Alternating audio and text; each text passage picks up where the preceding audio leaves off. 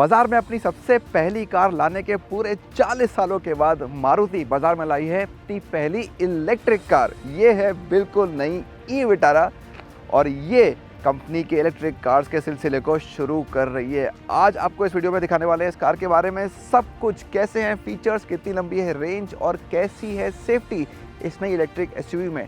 And तक हमारे साथ बने रहिए, लेकिन उससे पहले अगर आपने अभी तक हमारे चैनल को सब्सक्राइब नहीं किया तो फ़ौरन कर लें, बेल आइकन भी दबा दें ताकि हम आपके लिए ऐसी गाड़ियां लगातार लेके आते रहें।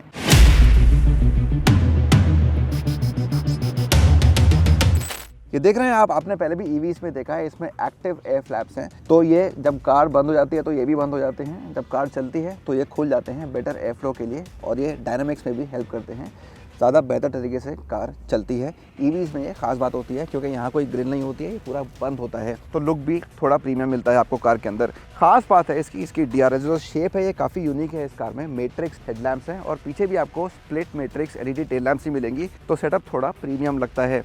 और फिर आप आते हैं कार के साइड में और आपको यहाँ मिलते हैं काफ़ी बड़े 18 इंच के अलॉय व्हील्स जो कार की ओवरऑल साइज से काफ़ी मैच करते हैं। आर्चेस देखिए, एक डिफरेंट शेप दिया है, इसे आप सर्कल भी नहीं बोल सकते हैं, स्क्वायर भी नहीं बोल सकते हैं, कुछ बीच का है।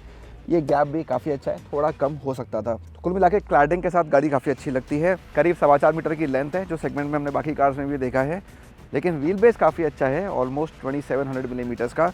तो सेकेंड रो कैसी है, उसमें स्पेस शायद थोड़ा अच्छा होना चाहिए, कुछ देर में उसकी बात भी करेंगे।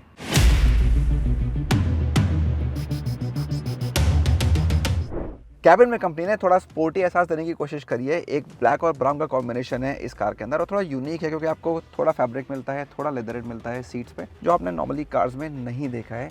यही ब्लैक और ब्राउन आपको डैश पे भी मिल जाएगा, लेकिन जो मैं डिज़ाइन की बात कर रहा हूँ ना, वो भी थोड़ी फ्यूचरिस्टिक और स्पोर्टी है। तो आप एसी वेंट्स को देखिए, कुछ एक अलग लुक मिलेगा। जो यहाँ पे बटन्स दिए गए हैं क्लाइमेट कंट्रोल पे, ये भी कुछ एक यूनिक थिंग आपको पेश करते हैं। और ऑफ कोर्स इलेक्ट्रिक है तो ये फ़ायदा है कि ये ट्विन डेक आपको लेआउट मिल जाता है सेंटर कंसोल का, तो नीचे स्टोरेज स्पेस मिल जाता है और ऊपर भी आपके पास कप होल्डर्स के साथ साथ ये पूरा कंसोल है, जहाँ आपके पास ड्राइव मोड या कार चलाने के लिए जो गियर होते हैं उनके मॉडिफिकेशन के बटन आपको यहाँ दिए गए हैं, तो एक अच्छी बात है।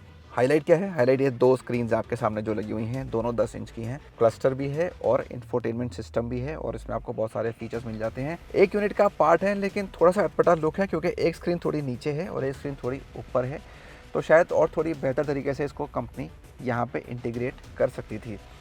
जो मुझे अच्छा लगा वो ये है कि इस कार में आपको बहुत सारे फिजिकल बटन मिलते हैं और सारे आपके अप्रोच के अंदर हैं, बहुत पास हैं। तो क्लाइमेट कंट्रोल्स को देखें, सेंटर कंसोल पे देखें, स्टीयरिंग व्हील पे देखें, तो आपको कुछ टच बटन्स ढूंढने की ज़रूरत ज़्यादा नहीं पड़ती है कि आपको हर फीचर स्क्रीन के अंदर जाके ढूंढना पड़े, जो हमने कई ईवीज़ में देखा है। वो प्रॉब्लम आपको यहाँ ई विटारा में नहीं देखने को मिलेगी। फ्लैट बॉटम स्टीयरिंग व्हील है, एक थोड़ा यूनिक शेप है और चलाने वक्त यह काफ़ी अच्छी भी लगती है पकड़ने में। तो कुल मिला के एक प्रीमियम एहसास आपको यहाँ मिलता है। और क्या है, हारमान का साउंड सिस्टम कंपनी ने दे दिया है, वायरलेस चार्जर भी है, एम्बिएंट लाइट्स भी हैं, और मेरे लिए तो 10 वे एडजस्टेबल इलेक्ट्रिक सीट्स दी गई हैं। हालांकि फ्रंट पैसेंजर के पास कोई इलेक्ट्रिक सेटिंग नहीं है, यहाँ पे आपको मैनुअल ही मिलेगा। फाइनली सनरूफ बहुत इंपॉर्टेंट है। तो जैसा आपने कंपनी की दूसरी कार्स में देखा है, हाल ही में विक्टोरियस में देखा था, एक बड़ा पैनोरामिक रूफ मिलता है, वो यहाँ पे नहीं दिया गया है। एक सिंगल पेन टाइप का ये सनरूफ है, एक्चुअली ग्लास रूफ है, ये खोल नहीं सकता है, तो आप इस कवर को खाली ओपन या क्लोज कर सकते हैं, लेकिन ये जो ग्लास है ये क्लोज ही रहेगा।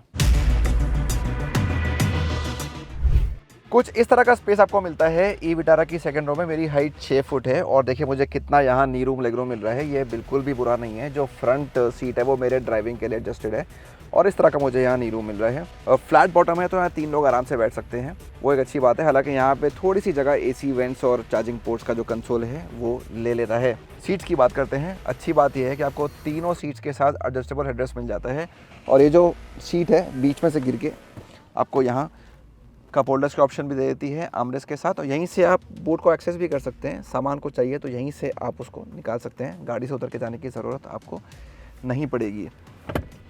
कुछ इस तरह का हेडरूम है, मेरे हिसाब से थोड़ा कम है, शायद जो मेरे से कम हाइट के लोग हैं वो ज़्यादा कंफर्टेबल यहाँ फील करें।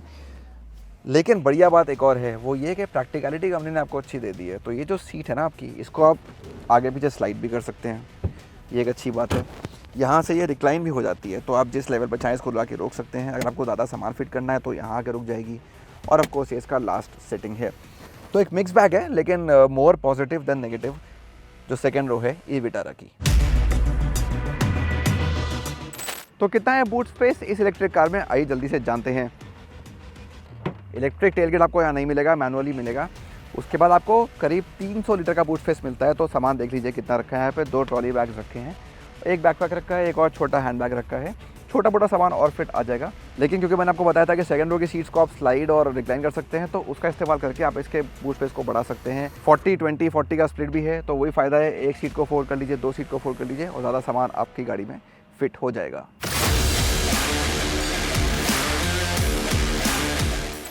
ई-विटारा में आपको एक बढ़िया ड्राइव पोजीशन मिलती है, जिससे आपको जो आगे का व्यू है या पीछे का व्यू है, दोनों काफ़ी साफ मिलता है। तो जो पिलर्स हैं वो आपको डिस्टर्ब नहीं करते हैं और ऑलराउंड जो 180 डिग्री या 360 डिग्री व्यू है वो भी काफ़ी हेल्पफुल रहता है एक सेफ़ और कॉन्फिडेंट ड्राइव देने में आपको।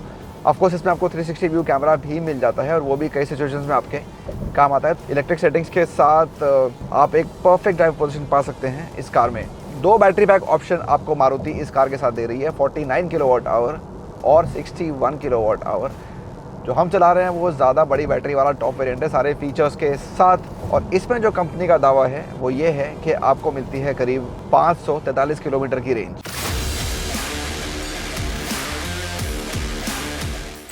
हैंडलिंग अच्छी है, इसके डायमेंशंस थोड़े से कॉम्पैक्ट लगते हैं और वो इस कार के एरोडायनेमिक्स में काफ़ी हेल्प करते हैं। तो अगर आप एक स्पीड से चल रहे हैं, रोड के ऊपर अच्छी पकड़ मिलती है, लेन चेंज कर रहे हैं तो कॉन्फिडेंस बना रहता है और गाड़ी जो है वो अनसेटल नहीं होती है। हाँ, सस्पेंशन थोड़ा सा आपको इसमें शायद परफेक्ट ना लगे, क्योंकि थोड़ा सा इलेक्ट्रिक कार्स में वैसे भी स्टिफ होता है, लेकिन यहाँ पे थोड़ा उछाल भी है गाड़ी के अंदर।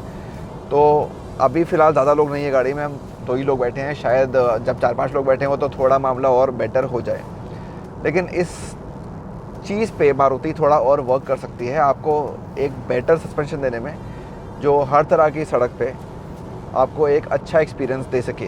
लेकिन स्टीयरिंग मुझे अच्छी लगी, ये काफ़ी रिस्पॉन्सिव है, इसका फीडबैक भी अच्छा है, तो इसको इस्तेमाल करने में आपको मज़ा आता है। इसकी साइज़ भी मुझे परफेक्ट लगती है, बहुत छोटी नहीं है, बहुत ज़्यादा बड़ी भी नहीं है।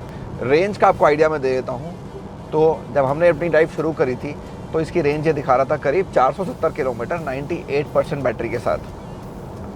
अब हमारी ड्राइव करीब 150 किलोमीटर की हो चुकी है और इसमें हमने ज़्यादातर गाड़ी हाईवे पे चलाई है, लेकिन कुछ सिटी में भी चलाई थी और स्पोर्ट मोड में भी चली है, इको मोड में भी चली है, रीजन के मोड में भी चली है। अभी मेरा रीजन एक्टिव है। इस सब को देखते हुए आधी बैटरी ख़त्म होने के बाद अभी मेरी 48% बैटरी है। यहाँ पे जो रेंज दिखा रहा है ये दिखा रहा है 233 किलोमीटर। तो इसके साथ अंदाज़ा लगा सकते हैं कि अभी तक जो है वो 50% बैटरी में गाड़ी 150 चली है। लेकिन इसका एसी भी ऑन था और हमने काफ़ी परफॉर्मेंस वाली ड्राइव भी करी है, तो आप एसी ऑफ कर दीजिए तो वैसे ही 40-50 किलोमीटर रेंज इसकी और बढ़ जाएगी, क्योंकि जो कंपनी का दावा है वो आइडियल टेस्ट कंडीशंस में ARAI की रेंज है, कंसिस्टेंट स्पीड के साथ विद द एसी ऑफ।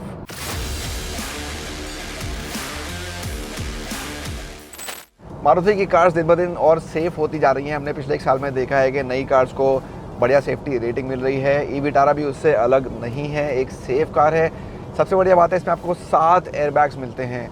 एक ड्राइवर के लिए नी एयरबैग भी है और एक क्रिटिकल सिचुएशन में वो काफ़ी हेल्प करता है आपकी, तो वो एक अच्छी चीज़ कंपनी ने इस कार में ऐड कर दी है। साथ ही साथ आपको मैंने बोला 360 व्यू कैमरा भी मिलता है और इसमें आपको लेवल 2 ADAS फंक्शंस भी दिए गए हैं। और जब आज हम इस ड्राइव पे निकले थे सुबह गुड़गांव के पास, तो यहाँ पे काफ़ी कोहरा था, काफ़ी ठंड थी और कुछ भी साफ नज़र नहीं आ रहा था। और स्पेशली उस सिचुएशन में ADAS ने मेरी काफ़ी मदद करी, क्योंकि चाहे एडेप्टिव क्रूज कंट्रोल हो, लेन कीपिंग असिस्ट हो या ब्लाइंड स्पॉट व्यू हो, इन सब से इस कार को ज़्यादा सेफ्टी मिलती है और आप जब निकलते हैं रोड के ऊपर तो ज़्यादा कॉन्फिडेंटली इस कार को चला सकते हैं। कंपनी का बड़ा दावा है चार्जिंग के लिए, कह रही है कि आप कहीं भी जाएंगे देश में आपको मारुति का एक चार्जिंग स्टेशन मिल जाएगा। नेक्सा के डीलरशिप पे ऑलरेडी चार्जिंग स्टेशन लगाने शुरू कर दिए हैं। तो कंपनी आपसे वादा करी है कि अगर आप इस कार को लेते हैं तो आपको चार्जिंग की फिक्र नहीं करनी पड़ेगी। होम चार्जिंग ऑप्शन तो ऑफकोर्स है ही, लेकिन आपको रास्ते में हाईवे पे करना है, फास्ट चार्जिंग करनी है, तो वहाँ भी आपको पूरे कंट्री में इसके चार्जिंग ऑप्शन मिल जाएंगे। हमने हाल ही में इसकी ड्राइव करी थी गुजरात से मुंबई और हमने इस चीज़ को परखा था और हमें रास्ते में चार्जर्स मिले और वो जो सिचुएशन है वो और बेटर ही होने वाली है आने वाले टाइम में, क्योंकि नए चार्जर लगातार ओपन होते रहेंगे नेक्सा के शोरूम्स पे।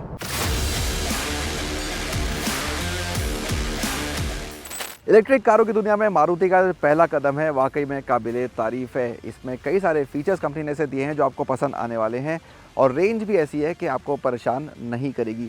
लेकिन हमें इंतज़ार है इसकी कीमतें जानने का, क्योंकि वो काफ़ी मैटर करती हैं। क्योंकि अब मामला ये हो गया है कि बाज़ार में आ गई हैं बहुत सारी ईवीज़ 10 से 20 लाख रुपए के बीच, जो आपको काफ़ी बढ़िया चीज़ें ऑफ़र करती हैं। तो मारुति को उनसे बेहतर होना पड़ेगा, ख़ास तौर से कीमतें इसकी काफ़ी अट्रैक्टिव होनी पड़ेंगी अगर इस कार को बाज़ार में एक बड़ा हिट प्रोडक्ट बनना है। तो आपको कैसी लगी नई ई विटारा? हमें तो काफ़ी पसंद आई, लेकिन कुछ कमियां भी रहीं। हालांकि हम आपसे जानना चाहते हैं कि आपको इस कार में क्या अच्छा लगा और क्या अच्छा नहीं लगा। वीडियो देखने के लिए बहुत बहुत शुक्रिया।